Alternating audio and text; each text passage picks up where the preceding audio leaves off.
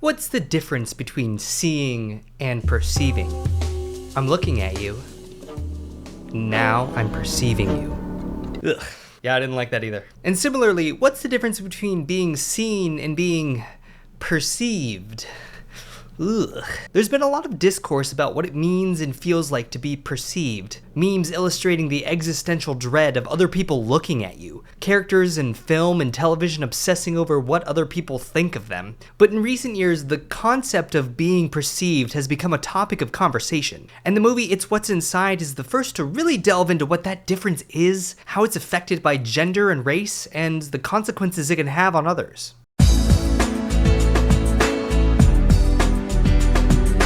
What is perception? To see someone is to look at them objectively. No, guys, not as an object, but from an impartial lens that withholds judgment, assumption, and point of view. In the most literal sense, it's your physical ability for your eyes to see. It's the passive action of your eyes receiving photons reflected from a physical object. Thank you, Anne Treisman. Our eyes can see. Next, you're going to be telling me that I integrate features of what I see to be later identified as objects using my brain, and my focal attention integrates those features into unitary objects.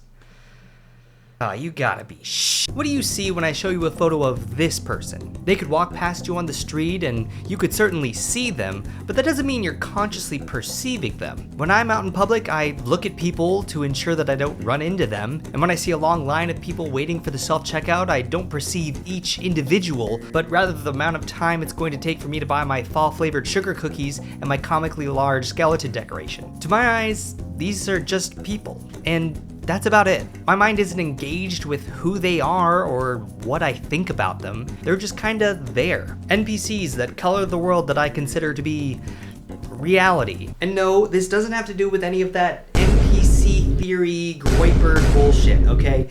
Go back to 4chan for that. This kind of perception is common for most people that you would encounter in life, and I'm gonna label this as passive perception.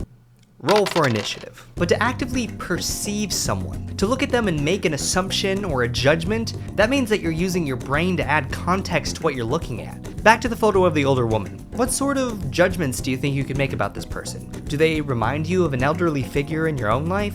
Does their disposition inform how you think they'd interact with you? Do you think they're capable of being possessed by the devil and murdering an entire elevator full of people? All good questions. Perceiving someone is a subjective action. It takes effort to think about someone you're looking at. It requires the context of your past experiences, what you know about the world around you, and the combination of those influences to make up what you perceive about someone. So when someone looks at me as I walk to the back of the Costco self-checkout line with my sugar cookies and my skeleton named Terry, they could probably be perceiving me, thinking, wow, that guy seems really cool having that very large skeleton. I wonder what a cool guy like that would be doing after he takes his new best friend home. I don't know, something like that. Both passive and active perception are visible in narrative media. We watch shows about people who present characters that we judge, and those characters themselves judge each other based on their appearances and actions. Now, those characters we watch are often conscious of what others might think about them. They are aware that other people are aware of them. And that kind of inception-like awareness causes anxiety, tension, and will influence how they act and present themselves. But recently, this concept of perception awareness has become a point of focus, especially for younger people. You see, people are aware of the concept that people are aware of people.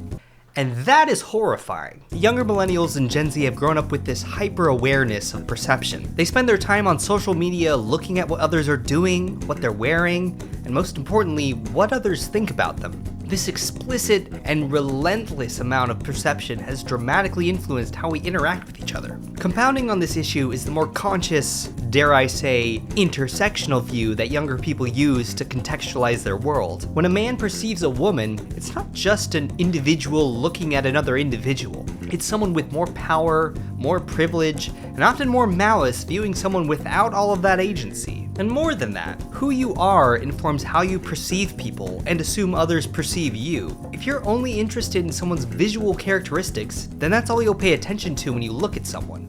Conversely, if how someone acts affects your perception of them, then their personality will greatly affect your view of them. Someone's physical traits can give you a surface-level judgment of who they are, and their personality can either confirm that assumption or recontextualize it. When a woman perceives a man, they may be immediately guarded or indifferent towards them before they can get a judgment of their character. It's the difference between how both genders perceive each other and themselves that is highlighted so perfectly in this movie. Welcome to the mostly heteronormative gender-based perception analysis video.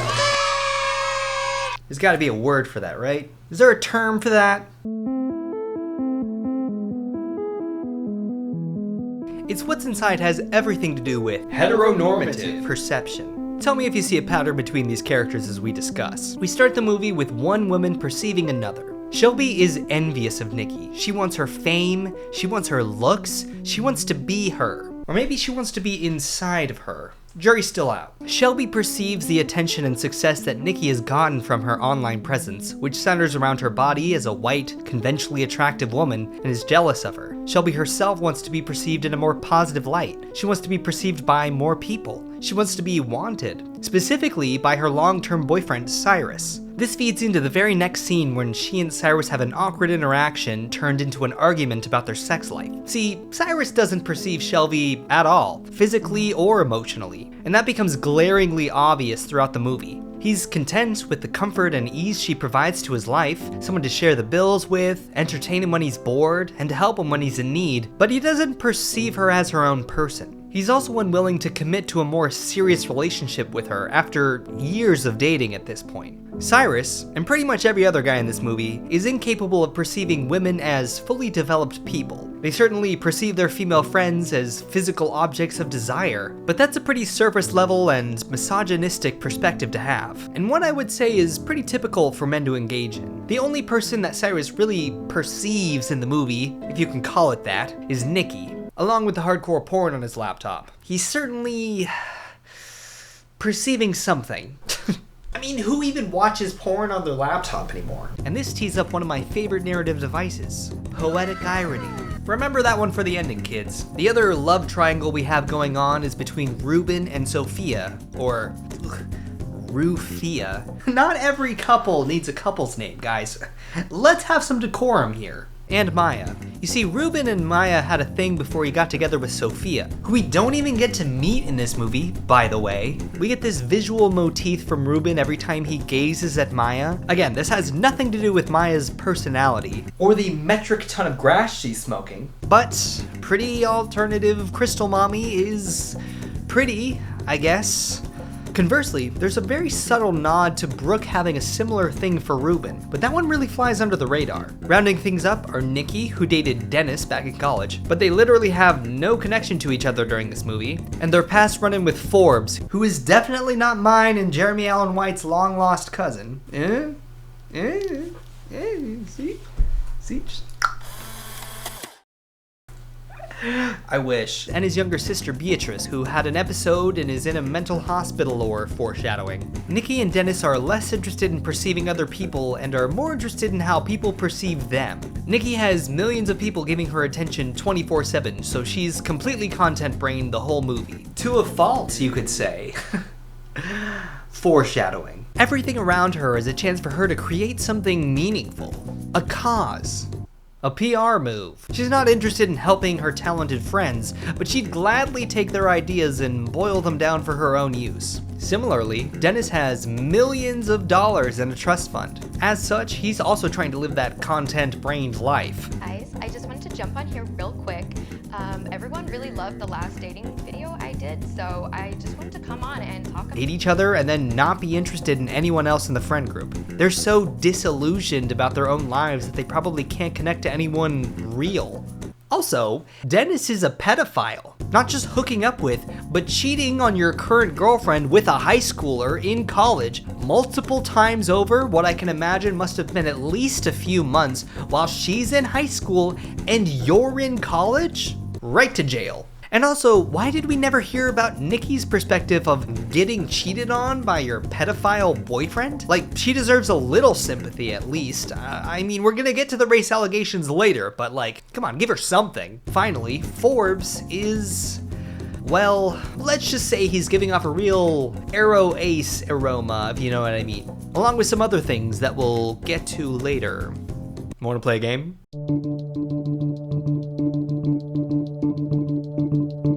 The whole crux of this game the characters are playing is to perceive how other people act, even if they're not in their own bodies. It's like therapeutic role-playing with no mediator. Suddenly, everybody is hyper aware of the difference between what people look like and how people act. And this is where we start to see how people use this heightened awareness to act based on their gendered lens. Cyrus immediately sees the potential in this game. If he's someone else and he happens to hook up with the person in Nikki's body, no harm, no foul, right? Minus the part where that's a clear violation of both body owners' fundamental human rights and is an overall psychotic gooner thing to think. On the other hand, Shelby is incredibly uncomfortable with this idea of someone ending up in her body for obvious and extremely understandable reasons like, what if someone else decides to have sex with your body without your permission? That kind of violation isn't usually on the mind of cis men. Similar to how walking home alone at night isn't something they have to think about either. Men don't tend to think about the risks because they're usually the most threatening bear in the woods. So in classic cis straight male fashion, Cyrus talks Shelby into participating by making her feel ostracized because she has reservations about a literal body swapping machine. But what happens when you transform from the threat into the threat? Well, we'll never get to know, because this movie has no guts to broach the topic of gender dysphoria, but imagine the possibilities. I guess sexism and racism will have to do. Speaking of racism, there are 3 people of color in this movie, and we do get a couple whiffs of passing racism here and there. Dennis immediately asks for an N-word pass from Ruben before they start playing, which is like the most I have a black friend thing to do. Nikki waxes poetic about the possibilities that switching into the body of someone who has less rights than you do could have on your perspective. I bet that comment won't end up being some tragic twist of fate for our popular cis white girl. A poetic irony. Even Cyrus gets on the racism train by threatening to whip out Ruben's schmeat in front of everyone because, haha, black guys have big penises, and white men are both amused and threatened about their own insecurities. Like, bro, we saw the porn you were watching. Like, it's, oh my god. My man is gone. He is fucking gone. Like, in the goon cave, going at it. Man, we saw the receipts too. Ruben deserves better friends. It's like everyone who can is pulling the, I have a black friend, so it's okay if I do this, right? Kind of thing. And he just kind of brushes it off, not wanting to escalate the tensions of his clearly racist friends. Like, I guess it would be awkward to bring that up in front of everybody and like harsh the mellow, but like, this is really messed up. It's kind of giving white guy who wrote and directed this thing by himself and didn't get any feedback from anyone else. But the rules are set, the stakes are understood, and now the game starts. Here we go. So here's a quick visual of who's who this round. Cyrus is Ruben, Ruben is Cyrus, Shelby is Brooke, Nikki is Maya, Maya is Nikki, Brooke is Shelby, Dennis is Forbes, and Forbes is Dennis. All fine and dandy, right? Except there's a secret third thing that can happen in this game that no one thought about, and that's the fact that people can lie about who they are. Like how Forbes lies about being Dennis and says he's Cyrus instead. Like, what happens if they don't believe you? What do you have to live the rest of your life in another person's body? What if someone steals your life? It's just the Spider-Man meme, except I can't prove that it's Unfortunately, Cyrus is too horny and stupid to think about the repercussions, so instead he just beelines to whoever's operating Nikki's body to test the waters. Turns out Maya is, and she still has a thing for Ruben, so it's just Cyrus's luck. Let's just take a break and think about how excellent the cinematography has been up until this point. The one shot of Cyrus and Shelby entering the party and greeting their friends, the clever split screen moments to emphasize the distance between our characters, the needle drop impact of celebrating Forbes' arrival, the Polaroid flashbacks that have to be my favorite visual motif that I've seen in a movie in years. One of the best moments though is when 2 characters are interacting in swapped bodies. The way we drift seamlessly between the physical characters and their cognitive counterparts perfectly illustrates their perspective. We can feel the nervous infatuation from Cyrus's Ruben right on his face as he makes a move on Maya's Nikki, and it's only when we switch to the cognitive view that we genuinely see Maya's longing for Ruben. This is an example example where both characters are focused on the physical perception of their counterpart. Maya doesn't care if Forbes is operating Ruben's body, but she wants to be with Ruben's person, and Cyrus feels the same towards Nikki. I don't think Cyrus even likes Nikki as a person, but he's more than happy to play along to satisfy his sexual desires. There's a clear difference between how Maya and Cyrus handle this moment. Maya, while being in control of this encounter, continuously talks to Forbes as she's trying to make out with Ruben. And Cyrus, he just kind of forgets that Maya's even there and just kind of goes for it. Unfortunately for him though, Brooke shows up in Maya's body and kind of ruins the moment. But not before he ruins the moment himself by cutting his leg on a chair. But we're not done with Cyrus this round. After his encounter with Nikki, he stumbles upon Shelby as Brooke and Ruben as himself, and finds out in the most honest way possible that he's kind of a deadbeat piece of shit, stick in the mud with no money, no prospects, and if there was anything he had going for himself, it would be Shelby. Whoa, I think I blacked out there for a second. Yeah, after perceiving the inside of Nikki's mouth, he gets a full helping of how other people perceive him. Not just his physical attributes, but his character. And that's just the thing, isn't it? Put an infinitesimal amount of effort into being kind to get a girl to like you and then shut down once things are comfortable. Yeah, dude. Being a white guy is the shit. Except people actually have opinions about you. And if you're not a good person, then they're not going to have much nice to say about you. You're telling me that I'm a beta cuck soy boy because I'm a dick to my girlfriend and I'm low-key racist and I've got nothing going for me? But I'm white! To my anxiety's relief, everyone switches back into the correct body at the end of the round. No harm, no foul, right? Oh, Cyrus doesn't want to participate in the next game. I would have guessed by the speed at which he was approaching second base with Nikki's body, he would have been raring to go. But apparently, being perceived isn't as fun as he thought. On the other hand, Shelby has finally understood the game's power. She's been so caught up with how she looks and what other people think about how she looks that once she's in another body, any body really, she can finally relax and have a good time. It turns out that the burden of people's perception of her physical appearance is more than enough reason to switch again. Cyrus tries to manipulate Shelby into not participating. Aw, you're just gonna sit this round out, buddy? Yeah, I don't think so. Shelby is finally starting to catch on to how Cyrus manipulates her opinions. She didn't want to go to this party, but he coerced her into it. She didn't want to play the game, but he manipulated her into doing it. She wants to play the game now? Well, he's gonna have to coerce her out of it. She's finding her own voice. And you know what? He's probably a little worried about that, so he decides to go through with it anyways. But to make himself feel better, he creates a signal for both of them to use to know which body they've gone to. Now, why would he do this? Why does he suddenly care about who Shelby is and who she's talking to? Albeit in the first round she immediately outed herself, so he knew who she was. Why is he so worried about not knowing who she is now? Maybe it has something to do with that scary having her own opinion on him business he saw last round. Textbook control issues. He's allowed to go out and live his own sexual fantasies, but Shelby's gotta be a good girlfriend and stay in her place. Am I making my point clear? Are we all on the same page with Cyrus now? Okay, good. Who's up for round two?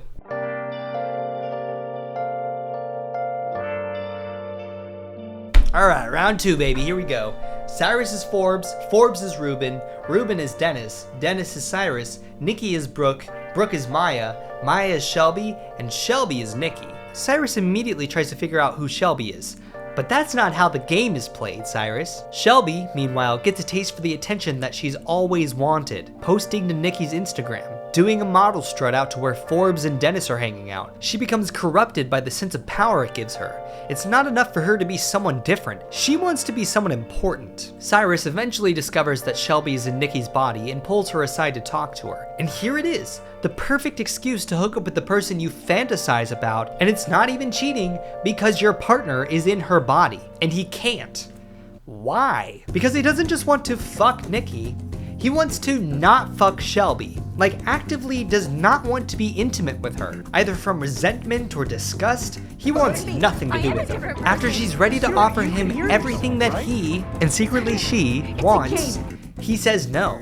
It's the ultimate rejection for Shelby. Even as the hot white girl that Cyrus has a crush on, he wants nothing to do with her. That would shatter anyone's perception of themselves, not just how they look, but who they are as a person. While Cyrus and Shelby's relationship craters into oblivion, Ruben is following his own hedonistic desires, going after Maya, who Brooke is inside, and it's incredibly subtle, but Brooke actually has feelings for Ruben. We see her gaze longingly at him earlier in the movie, and somehow she knows that he's in Dennis's body. They head up to the balcony to hook up, and again we get this beautiful scene where Ruben is directly gazing at Maya's body while Brooke is looking through Dennis to see Ruben. This is a really powerful moment in this movie, especially when combined with Cyrus and Shelby's fight. Both Shelby and Brooke are less interested in how their partner looks and are more interested in who they are inside. And up until this moment, Shelby had assumed that Cyrus felt the same way about her that she felt about him. Cyrus and Ruben, on the other hand, are clearly more focused on the appearance of the person they're with. And it can actually be a turnoff when the person deviates from the fabrication they have in their head. We see this reflection in how the characters view themselves in another body. Cyrus was kind of interested in the idea of hooking up with Shelby inside of Nikki's body, but it was the way that Shelby existed in Nikki's body that turned Cyrus off. Like, seriously, he wants to have his cake and eat it too. In a similar way, Brooke kind of conceals her personality when she's hooking up with Ruben. She doesn't want to give away who she is because then Ruben might not be interested in continuing their interaction. If only Shelby and Brooke looked like the person their crush wanted them to, then everything would be amazing. Because that's the only thing that men value, and more importantly, the social currency that defines your worth. But it's not enough to just look the part. They have to be the part for Cyrus and Ruben. And for men, it matters less what you look like because your personality is what women focus on, which is precisely why Cyrus crashes out at the end of this movie, because his personality is lukewarm dog water and he's an average looking white dude on the outside. But we're getting ahead of ourselves. First, we need to off some people, specifically Brooke and Ruben. This also means that Dennis and Maya don't have a body to return to. Welcome to the worst game of musical chairs in your life. Things get heated between Cyrus and Dennis, and then the truth finally comes out. Shelby was the consolation prize after Nikki rejected Cyrus. And this is coming from Dennis, who not only dated Nikki, but cheated on her with an underage girl. Clearly, there's a tinge of jealousy that Cyrus holds towards Dennis, and Cyrus claps back where it hurts. Not at Dennis's looks, though that could be an effective form of attack, but at Dennis's lack of utility and accomplishments that defines a man's social status. And since Dennis has been riding off of his inheritance and not doing anything with his life, it's the most brutal thing to target. And this leads Dennis to confessing to double homicide in Cyrus's body, which is way too far. After being crushed by the confirmation that Cyrus is in love with Nikki, Shelby refuses to leave Nikki's body. And Nikki is not very happy about that, because she's not interested in living in a minority's body for the rest of her life. While she'd love to do some minority tourism, she is not interested in living the rest of her life in someone else's body. Predictably, Cyrus sides with Nikki on this and desperately attempts to regain Shelby's trust, further sinking him into male manipulator territory. He'll say whatever he has to keep Shelby with him.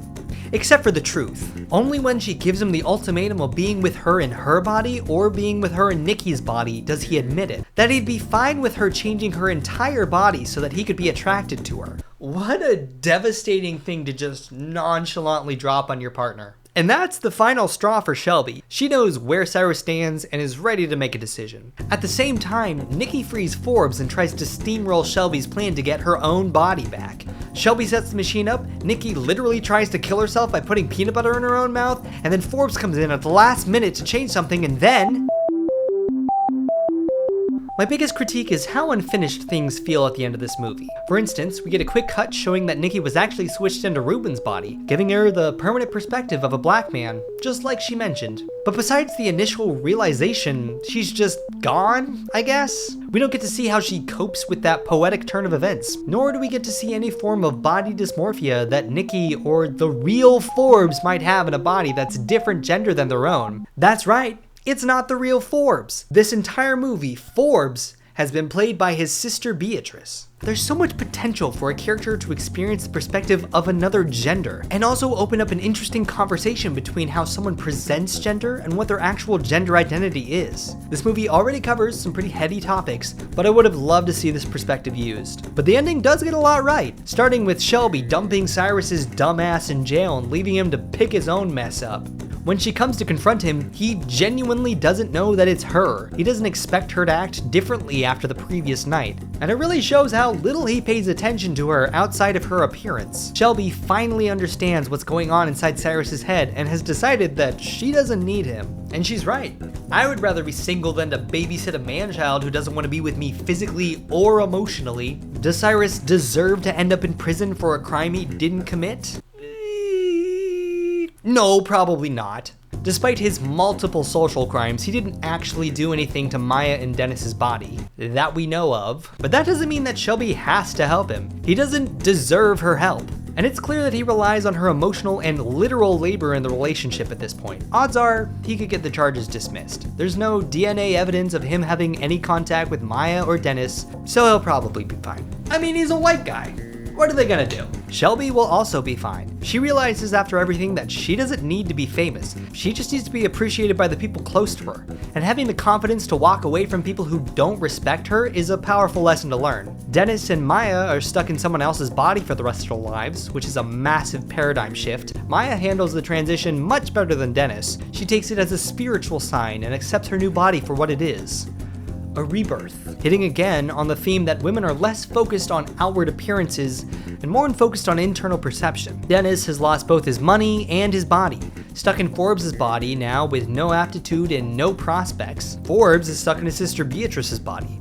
He's unable to outwit his sister, who now has both Dennis's fortune and Nikki's fame. Also, I don't love how they framed Beatrice's erratic behavior. It's giving women be crazy with like a tinge of neurodivergence. She's the winner at the end of the day though, having both status symbols of positive perception. She's got the money that she can use to buy influence and power, something that men tend to do, and she also has the looks that women can use to build fame and fortune. Cue the Hannah Montana. The best of worlds.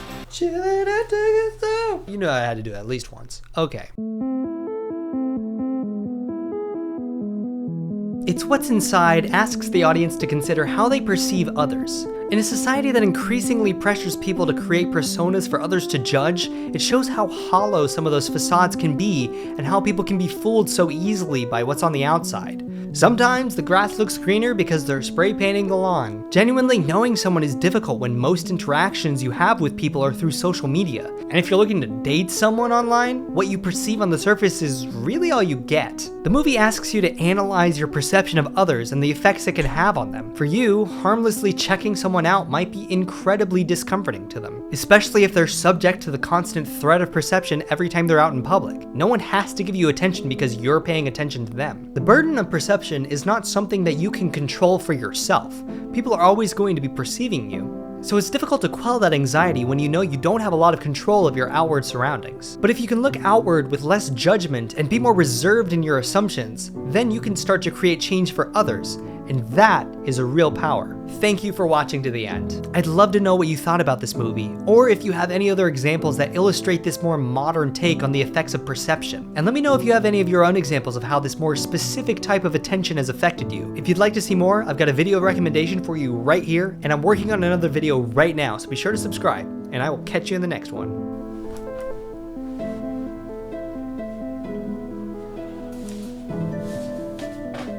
Alright, that was stupid.